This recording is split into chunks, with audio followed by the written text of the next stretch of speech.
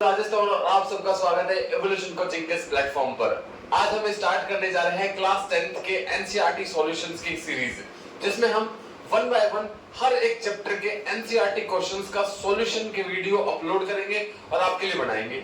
और आज हम स्टार्ट कर रहे हैं बायोलॉजी के चैप्टर लाइफ प्रोसेस से, उसके एनसीईआरटी के क्वेश्चन सॉल्व करेंगे और सारे क्वेश्चंस के वीडियो में बनाकर अपलोड करूंगा। जो लाइफ प्रोसेस चैप्टर है उसके बहुत सारे टॉपिक्स के वीडियो मैंने ऑलरेडी अपने चैनल पर बनाकर अपलोड कर दिए।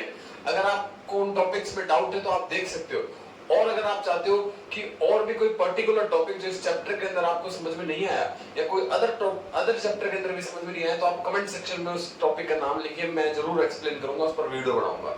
तो लेट्स स्टार्ट। आज का वीडियो लेक्चर स्टार्ट करते हैं, जिसमें अपन पढ़ने वाले हैं, जैसा कि मैंने आपको बताया, NCERT solutions of life process chapter. इसके अंदर लाइफ प्रोसेस चैप्टर के हर एक क्वेश्चन इंडेक्स और टेक्स्ट, चाहे वो एक्सरसाइज के हो चाहे वो बुक के अंदर के इंडेक्स क्वेश्चन हो, हर एक क्वेश्चन को डिटेल्ड स्टडी करेंगे वन बाय वन। तो आज अपन लेके आए आपकी बुक के अंदर पेज नंबर 95 पर कुछ क्वेश्चन दे रखे हैं। उन क्वेश्चंस के बारे में पहले डिस्कस करते हैं और आपको आंसर बताते हैं। तो सबसे पहला क्वेश्चन जो आपके सामने लिखा हुआ है, पढ़ते हैं। चलो, क्या लिखा है? Why is diffusion insufficient to meet the oxygen requirement of multicellular organism? समझ में आया? तो नहीं आया होगा, चलो मैं समझाता हूँ हम इसीलिए। तो डिफ्यूजन क्वेश्चन कह रहा है कि डिफ्यूजन, जो कि आपने पढ़ा होगा कि डिफ्यूजन ऐसी प्रोसेस जिसमें कोई चीज हाई कंसंट्रेशन से लो कंसंट्रेशन की तरफ फ्लो होती है। तो डिफ्यूजन मल्टीसेलुलर ऑर्गेनिज्म में ऑक्सीजन सप्लाई करने में क्यों कामयाब नहीं है, क्यों नहीं कर पाती मल्टीसेलुलर ऑर्गेनिज्म में ऑक्सीजन सप्लाई?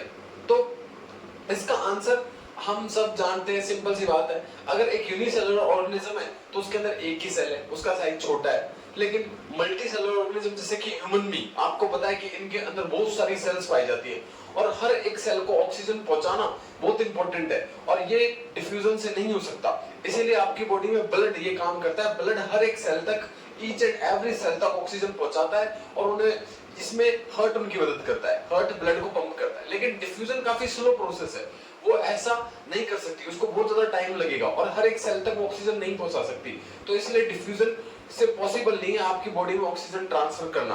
दूसरा कारण ये हो सकता है कि आपकी बॉडी के अंदर जो सेल्स हैं वो डायरेक्टली कांटेक्ट में नहीं रहती एनवायरनमेंट के, वो काफी अंदर है, डीप सीटेड है, वो डायरेक्टली कांटेक्ट में नहीं रहती। जो सेल आपकी बॉडी की सरफेस की वो डायरेक्टली कांटेक्ट में रहती है, और ये जो बॉडी की सरफेस पर जो सेल्स हैं ये डेड सेल्स हैं, ये इम्परमिएबल हैं, इनके अंदर से ऑक्सीजन ट्रांसपोर्ट नहीं हो सकती। तो जो मैंने आपको बताया है वही मैंने बोर्ड पर लिखा है, ऐसे के ऐसे आपको बोर्ड के पेपर में छाप के आना है, आपको नंबर मिलेंगे। तो एक बार स्टडी करते कि बोर्ड पर क्या लिखा है। वही बात जो मैंने आपको बताई वो मैंने इंग्लिश के अंदर लिखी है, ऐसे आपको अपने बोर्ड एग्जामिनेशन में लिखना है क्वेश्चन का आंसर।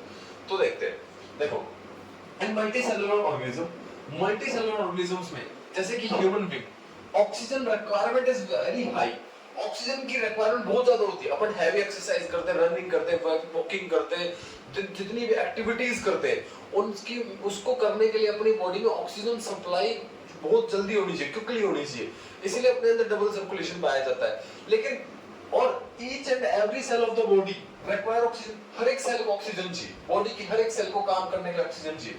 बट लेकिन जो बेटा डिफ्यूजन है वो एक स्लो प्रोसेस है, डिफ्यूजन एक स्लो प्रोसेस है। It is not enough to deliver oxygen to all the cells in the body. ये काफी स्लो प्रोसेस है, ये ऑक्सीजन की हर एक सेल तक ऑक्सीजन पहुंचा ही नहीं सकता, बॉडी की हर एक सेल तक ऑक्सीजन पहुंचा ही नहीं सकता, इतनी स्लो प्रोसेस होती है।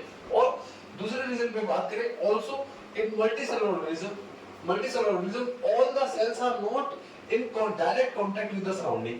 सारी की सारी सेल्स सराउंडिंग से कांटेक्ट में होती नहीं है, मल्टीसेलुलर ऑर्गेनिज्म में सारी सेल्स सराउंडिंग से कांटेक्ट में नहीं होती।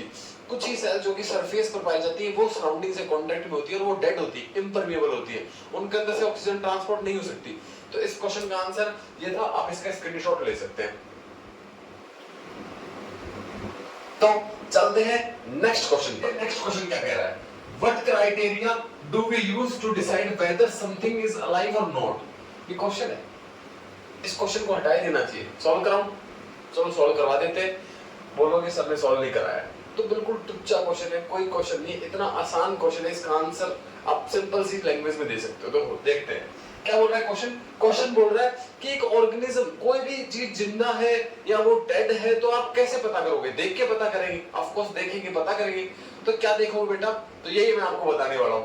तो फॉलोइंग क्राइटेरिया, अपन यूज कर सकते हैं अगर एक ऑर्गेनिज्म जिंदा है या वो डेड है या मर गया या जिंदा है कि नहीं, उसके लिए अपन कुछ चीजों का यूज कर सकते हैं। उस चीजों की ट्रिक मैंने आपके सामने लिख दी, आप इस ट्रिक से उनको याद रख सकते हो। मिसेस ग्रेन, मिसेस ग्रेन, जैसे एम से अपन मान सकते हैं मूवमेंट, आर से मान सकते हैं रेस्पिरेशन, एस से मान सकते हैं सेंसिटिव, ग्रोथ जी से, आर से रिप्रोडक्शन, इससे एक्सक्रीशन और एन से न्यूट्रिशन।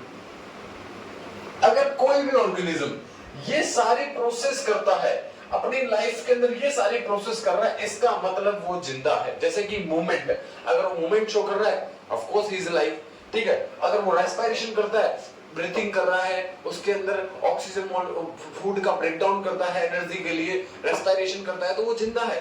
नेक्स्ट सेंसिटिव, अगर वो सेंसिटिव है, जैसे कि बहुत सारे प्लांट टच करने पर अपनी लीव्स को क्लोज कर लेते हैं, अगर वो सेंसिटिव है किसी भी तरीके से तो वो जिंदा है। अगर उसकी ग्रोथ हो रही है, अगर उसकी ग्रोथ हो रही है, वो मूवमेंट नहीं कर रहा लेकिन ग्रोथ शो कर रहा है, वो बढ़ता जा रहा है, इसका मतलब ही वो अलाइव है। रिप्रोडक्शन की बात करें तो अगर यस वो रिप्रोडक्शन कर रहा है तो भी वो जिंदा है। और एक्सक्रीशन, अगर वो वेस्ट प्रोडक्ट्स को अपनी बॉडी से रिमूव कर रहा है, इसका मतलब वो जिंदा है। न्यूट्रिशन, अगर उसके अंदर फूड वो बना रहा है या किसी भी तरीके से किसी ऑर्गेनिज्म पे डिपेंडेंट है, फूड के लिए न्यूट्रिशन ले रहा है उनसे, तो वो जिंदा है। तो ये कुछ क्राइटेरिया हैं जो अपने को बताते हैं कि एक ऑर्गेनिज्म अलाइव है या मर गया। तो आपको मिसेस ग्रेन से याद रखना है, एम का मतलब मूवमेंट, आर का मतलब रेस्पिरेशन, एस का मतलब सेंसिटिव, जी का मतलब ग्रोथ, आर का मतलब रिप्रोडक्शन, ई का मतलब एक्सक्रीशन, एन का मतलब न्यूट्रिशन।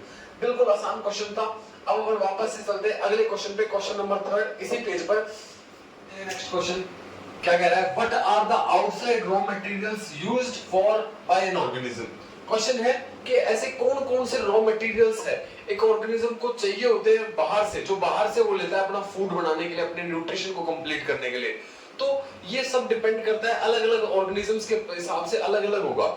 अपन इसको इसका आंसर दे देते हैं मोड ऑफ न्यूट्रिशन के हिसाब से, क्योंकि मोड ऑफ न्यूट्रिशन के हिसाब से ऑर्गेनिज्म दो प्रकार के होते हैं, ऑटोट्रोफ्स और हेटेरोट्रोफ्स। ऑटोट्रोफ्स ऐसे ऑर्गेनिज्म जो अपना खाना खुद बनाते हैं, हेटेरोट्रोफ्स ऐसे ऑर्गेनिज्म जो किसी और पे डिपेंड करते हैं, प्लांट्स पर या और किसी चीज पर डिपेंड करते हैं अपने खाने के लिए, उन्हें बोल देते हैं हेटेरोट्रोफ्स।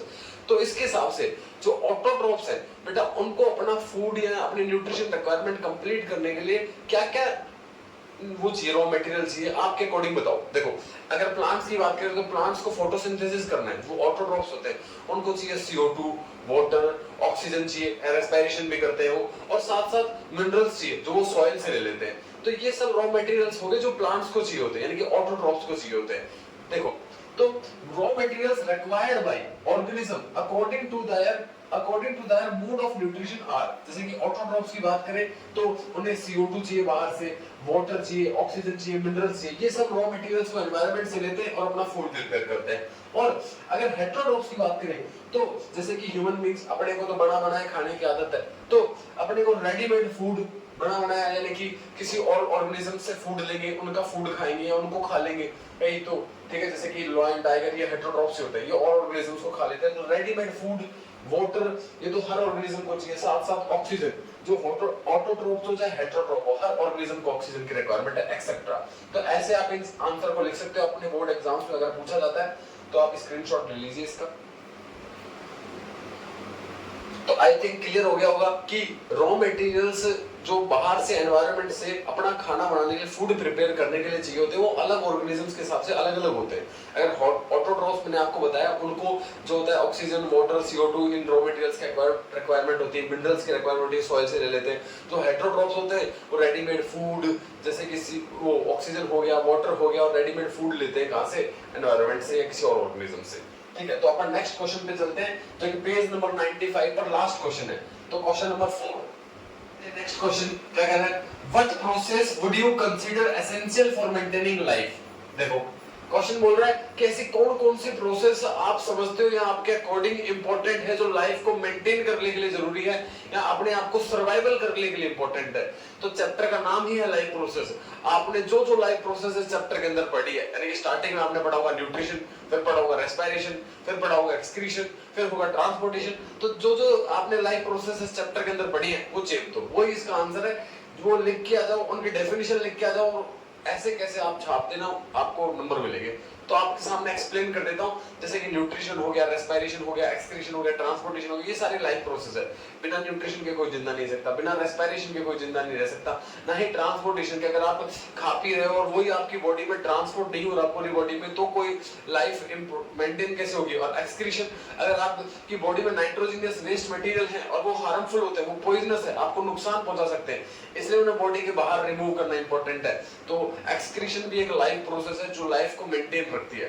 तो न्यूट्रिशन, रेस्पिरेशन, एक्सक्रीशन, ट्रांसपोर्टेशन, ये 4 लाइफ प्रोसेस आप लिख के आ सकते हो। ये सारी की सारी लाइफ प्रोसेस लाइफ को इंपॉर्टेंट मेंटेन करने के लिए, सर्वाइव रखने के लिए इंपॉर्टेंट होती है। तो न्यूट्रिशन की बात करें तो न्यूट्रिशन का मतलब होता है बेटा कि फूड को इनटेक करना और उसको यूटिलाइज करना एनर्जी लेने के लिए, ग्रोथ के लिए, रिपेयर के लिए आपकी सेल्स को, ये कहलाता है न्यूट्रिशन, पोषण। रेस्पिरेशन का मतलब है कि रेस्पिरेशन का मतलब यही होता है सांस लेना। रेस्पिरेशन का मतलब होता है कि breaking down of food to get energy, यानी कि जो आपने फूड खाया है, यानी कि जैसे फूड लिया है आपने, आपकी बॉडी में फूड स्मॉल इंटेस्टाइन में कंप्लीटली डाइजेस्ट हो जाता है, वहां से कार्बोहाइड्रेट, फैट, प्रोटीन ये सब चल जाते हैं ब्लड में। अब इनका ही ब्रेक डाउन करना एनर्जी लेने के लिए in the presence of oxygen कहलाता है respiration. Break down of food to get energy is called respiration. अब कंप्लीट दूसरे की बात करें, ट्रांसपोर्टेशन। ट्रांसपोर्टेशन का मतलब है कि आपकी बॉडी में ऑक्सीजन को, CO2 को, फूड के न्यूट्रिएंट्स को एक जगह से दूसरी जगह में ट्रांसपोर्ट करना कहलाता है ट्रांसपोर्टेशन। और लास्ट है एक्सक्रीशन, जो आपकी बॉडी के अंदर नाइट्रोजनस वेस्ट मटेरियल फॉर्म हो रहे उसको बॉडी से रिमूव आउट करना कहलाता है एक्सक्रीशन। तो ये जो मैंने आपको बताया, ये मैंने बोर्ड पर लिखा है, ऐसे ही आपको एग्जाम में लिखना है। तो देखो, some process which are necessary for maintaining life, some process which are necessary for maintaining life are nutrition, respiration, transportation, excretion. Nutrition, the process of intake of food and its utilization is called nutrition. Respiration, the process of breaking down of food to get energy is called respiration. Transportation, the process of transport of various substances like oxygen, CO2, nutrients of food from one part of the body to another part of the body called transportation. और last है excretion, the process of removing nitrogenous waste from the body called excretion. यानी nitrogenous waste को body से बाहर निकालना excretion कहलाता है। बहुत सारे सब्सटेंस जैसे कि ऑक्सीजन, CO2, फूड के न्यूट्रिएंट्स को एक जगह से दूसरी जगह ट्रांसपोर्ट करना ट्रांसपोर्टेशन कहलाता है। रेस्पिरेशन, फूड का ब्रेक डाउन करना एनर्जी के लिए रेस्पिरेशन कहलाता है। और फूड को बॉडी में लेना और उसका यूटिलाइजेशन करना कहलाता है न्यूट्रिशन। यानी कि यूटिलाइजेशन मतलब उसका यूज करना ग्रोथ के लिए, आपकी बॉडी को एनर्जी देने के लिए, आपकी सेल्स को रिपेयर करने के लिए, जो आप खा रहे हैं वही सेल्स को रिपेयर करेंगे, तो उसे बोलते हैं न्यूट्रिशन। तो आपके जो पेज नंबर 95 पर जो 4 क्वेश्चंस थे वो मैंने करा दिए। अब अपन पेज नंबर 101 पर नेक्स्ट वीडियो में क्वेश्चंस को सॉल्व करेंगे। और अगर आपको ये वीडियो अच्छा लगा तो वीडियो को लाइक करें और चैनल को सब्सक्राइब करें। और कमेंट सेक्शन में बताएं आप कौन से टॉपिक पर इस चैप्टर के अंदर पढ़ना चाहते हो। कोई भी पर्टिकुलर टॉपिक जो आपको समझ में नहीं आया और आप चाहते हैं मैं उस पर वीडियो बनाऊं, तो मैं वीडियो बनाकर अपलोड कर दूंगा। तो कमेंट सेक्शन में लिख के बताएं उस टॉपिक का, और वीडियो कैसा लगा ये भी कमेंट सेक्शन में लिखें। Thank you very much.